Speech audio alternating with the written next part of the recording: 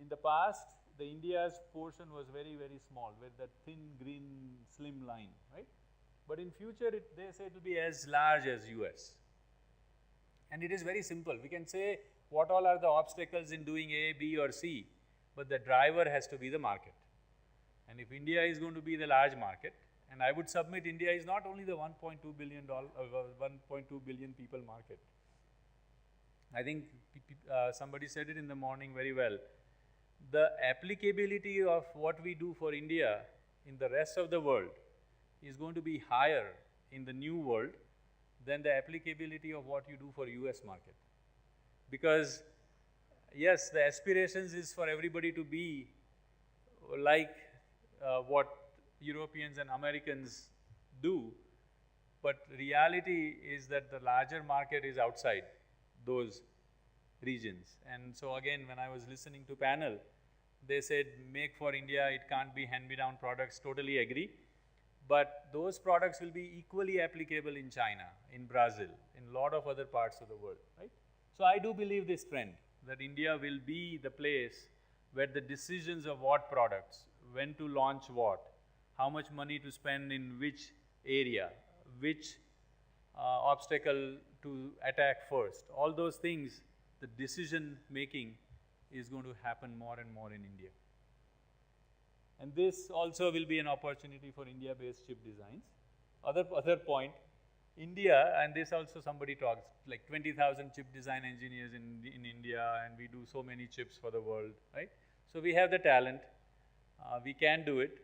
Maybe the global, the broader context, and the system expertise more from the physical side. I think we are good on the logical side, but we need to be a little better on the physical side, then we can do it. Other way to look at it, I think I alluded to this earlier. The vertical line is where, you still sell the highest performance or the most dense memories or highest performance like processors and stuff.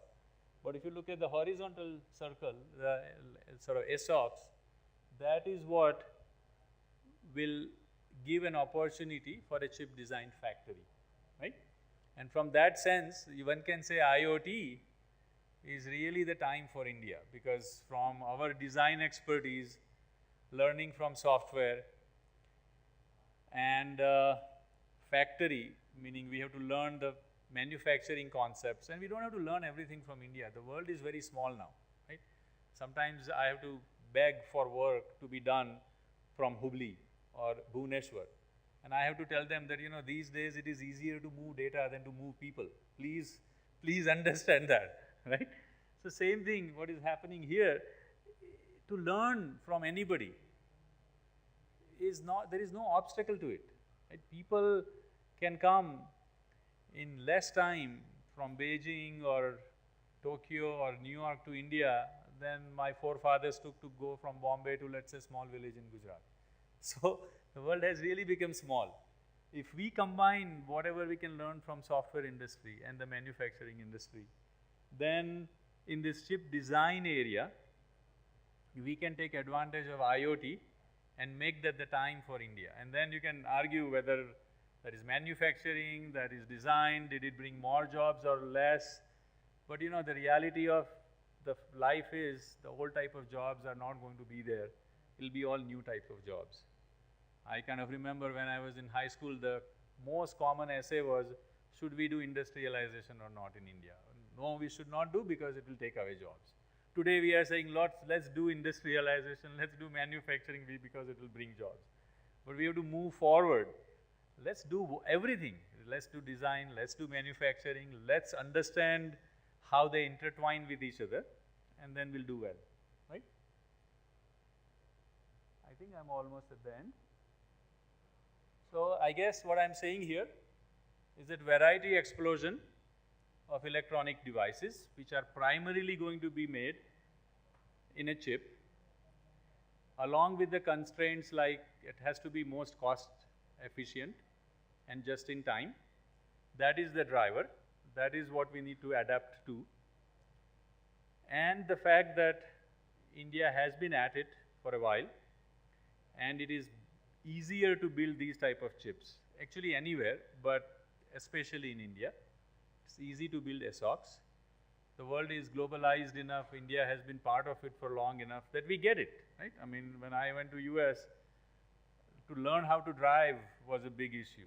Now the kids come and they drive there on day one, right? I mean, they don't have any issues, right?